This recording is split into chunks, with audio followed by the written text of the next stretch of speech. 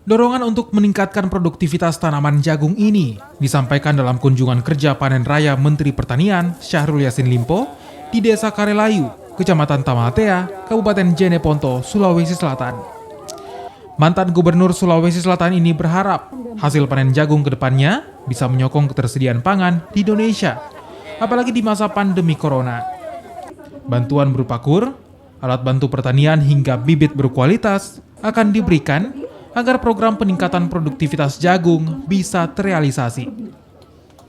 Saya lihat panen jagung kita, tadi saya di Bontain lihat panen bawang kita dan ternyata hasilnya bagus. Ini bagus, oleh karena itu saya janjian sama Pak Bupati untuk meningkatkan produktivitas ini dan mungkin ekspansinya yang lebih besar ke depan.